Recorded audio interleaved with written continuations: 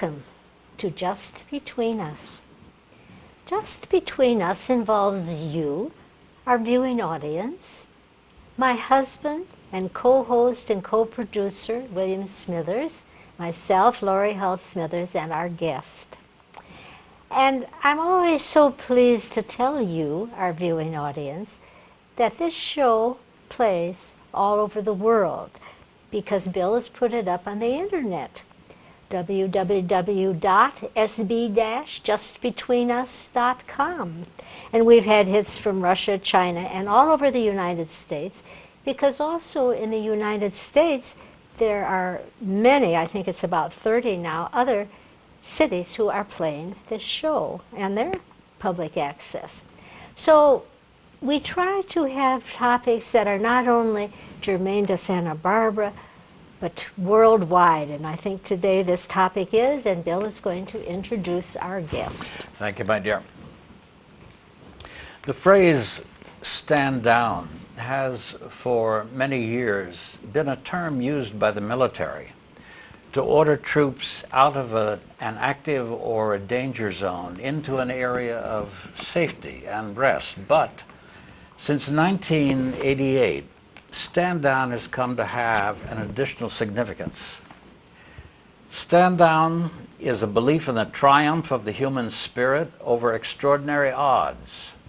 It grows out of conviction that the overwhelming number of homeless veterans on the streets of America is unacceptable, and that the veteran community itself must respond. Stand down is an intervention that was conceived from the ground up specifically for veterans.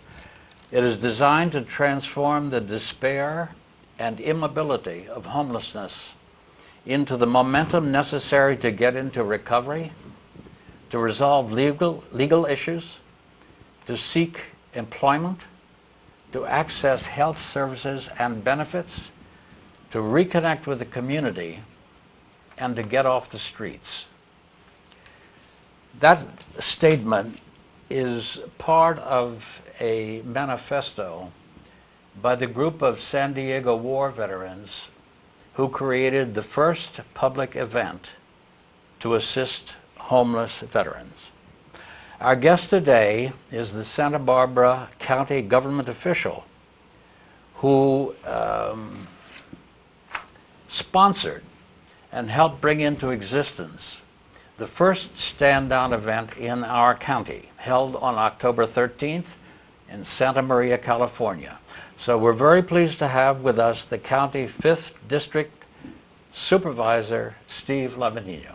Welcome, Mr. Supervisor. Thank you for having me. Glad to be here. When did it first occur to you to try to make this event happen? Well, I guess revelations come to you in strange places. I was, like many Americans, sitting on my couch watching the boob tube, and I saw an old 60 Minutes rerun, and it was showing what the folks in San Diego had started back in 1988. And at this point, I think this was somewhere filmed around 2007, 2008. And I was sitting there watching it, and it just showed this event. It was a 3-day event they hold in San Diego, geared towards homeless veterans. And basically, I just started thinking, this is a great program. I know Santa Barbara County is always there with its heart open and its pocketbook open. And why don't we do something of the same kind? What really struck me was when the announcer for 60 Minutes was interviewing the gentleman that started this, and he said, "You don't really expect to change anybody's lives in 3 days, do you? They have a 3-day event." And the gentleman looked at him and said, "Actually, I do." And that's when I thought, you know what? This is what I want to get involved in. And so that's where it started germinating, and that's where the idea came from. And I understand you worked on this for a year. We did. For it to come to pass. Over 14 months. After I saw that, I thought, well, this is something that would be nice to do, and let's start putting a plan together, and we'll do it in 2 or 3 months from now.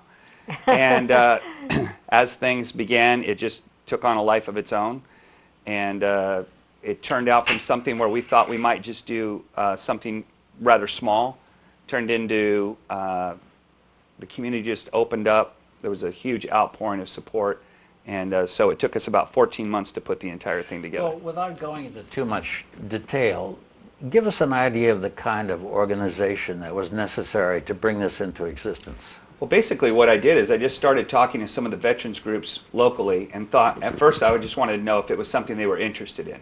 Because one of the things that I had heard was, when I first started talking about it is, well, this veterans group doesn't talk to this veterans group, and the Korean veterans don't necessarily get along with the Vietnam vet era folks, and the new guys coming in are different. And so I was a little worried to start off with, but we just started having meetings, and as soon as we opened up our doors, I think the first meeting we had 10 or 15 people representing different service organizations, and everybody started getting excited. And after 2 or 3 months, we had over 100 different service organizations represented of different ways that they felt like they could get involved. And then it was just a logistical battle of making sure, if I was going to be involved in it, I wanted to make sure it was organized. So I wanted to make sure everybody was in the right spot, at the right place, offering the right services. And then I didn't want to get started. I didn't want to start it until we were really ready to go. And there were a few major hurdles we had to overcome along the way, but we finally got it to where I was happy with it, and then we put the date out and started moving forward. What kind of benefits were you planning and offered to veterans, and what kind of benefits did they get? Well, at the beginning, I had more in my mind, and this was coming from somewhere that I wasn't really involved with a lot of the homeless issues. And so I was thinking more in the way that most people do. Well, let's give them something. Let's get them some clothes. Let's give them some food. And while that's important, what I found was even more important is, yes, they need that sustenance, and they need the shower, and they need the haircut, and we need to give them clothes. But what's more important is getting them connected into the safety net of programs that are out there that they've worked for, that they've earned, that a lot of them weren't signed up for, weren't receiving. For example, a lot of them didn't know that they had VA benefits available for them, or they didn't understand that they had educational benefits associated with this. And so just getting them, some of them that came got signed up into rehab, 90-day detox. And so just getting them reconnected into the programs, into the safety net, and then, there are plenty of programs out there. It's just making sure that we get them into that channel and get them headed down the right path. Was transportation provided to bring these people to your Yeah, it was. situation? Because we were thinking, geographically we're pretty spread out in Santa Barbara County, and so we were worried that people wouldn't be able to make it. So we actually had bus pickup in Santa Barbara. Terrific. All the way up to San Luis Obispo, Guadalupe, Santa Maria, San Ynez Valley. And this is one of the interesting things that happened. We found out that a lot of the veterans have animals that they have with them. And so the bus owners didn't really want a bunch of dogs coming on their buses. And a lot of the veterans said, well, we're not going to come if we're not able to bring our dog. So what we did is we followed behind with the county animal control truck. Terrific. And they would put the dog on the truck, follow up, and we actually had over 25 dogs. And so that was another service that we provided. A lot of people told us that when you're homeless or you're struggling financially, one of the areas that you just don't have money for is your pet. And so we had veterinarians there to give them well checkups, vaccinate them. They were microchipped. And so while the veteran was getting pampered, pet was getting pampered as well. That's great. I saw on the film that Bill shot that one man was even from Long Beach. Yeah, we had people, and I know we've done a study in the past. A group called Common Ground has gone out and counted the homeless in Santa Barbara. And they determined that out of the people that they counted 143 homeless veterans. And at our stand down, we had 94 homeless veterans there and over 250 veterans total. So I feel very good that we got a pretty good chunk of those homeless veterans. Yes. And what I'm really excited about and what I'm hopeful is that the veterans that were there, especially the homeless ones, will then go back and tell other homeless veterans, okay, this was something that was good for us. I know that a lot of them are cynical and they feel that maybe it was a political event or Maybe I have an outstanding warrant and I'm going to get arrested while I'm there. So I'm hopeful that the other veterans that did attend can now go back and tell their buddies, it was fine. Do you don't have plan to worry do about it again next year? I don't know any way that, number one, I don't think my staff would let me not do it again. We got so much more out of it than I think any veteran took away from it.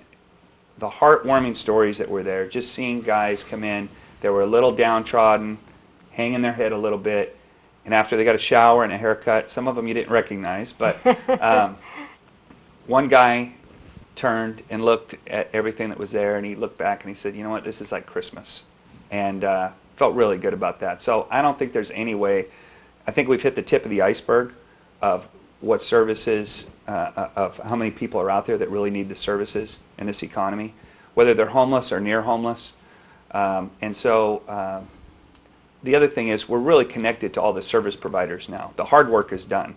Like we didn't know who we could go to talk about some of these issues, providing some of the services. Now everybody, we know everybody. We have all the contact information. So what we're going to do on November 10th is have a debriefing for all the service providers that were there. We'll have a nice spaghetti lunch, and everybody can come and provide input. And there are a few things that we want to change for next year. Our barbecue is a little bit late in the day. We'll start the day a little bit later. We started a little bit early. And so there are some things that we need to tweak a little bit, but 90% of it I like to keep it the same way and just see if we can just help more veterans next year. Well, folks, I had the privilege of attending the Stand Down event on October 13th in Santa Maria, and of course I took my trusty camcorder with me. There was a lot of media coverage of this event, and I'm sure that you saw some of it. But I'm hoping that what you are going to see now will at least provide you with some glimpse of material that did not get on the nightly news. So, Jared, if you're ready in the control room, let's take a look at Stand Down Santa Maria.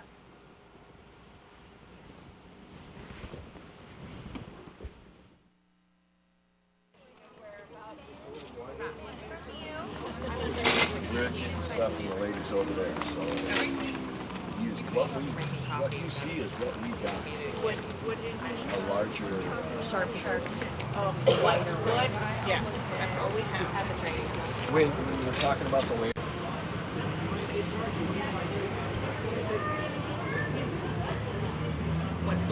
Attention. Make a right face.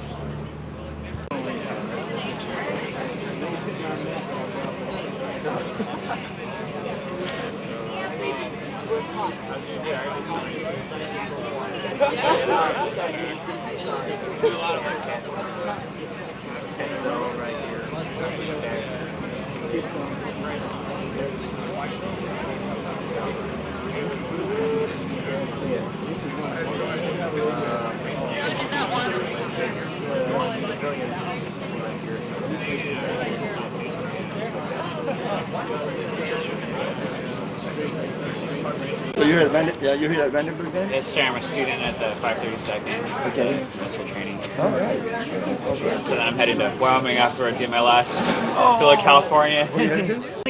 Good morning, Master Sergeant Russ Granger from Vandenberg Air Force Base.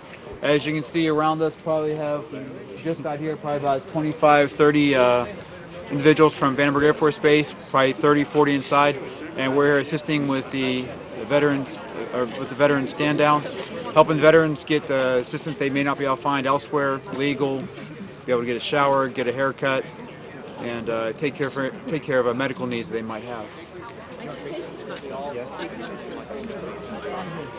Cool, right?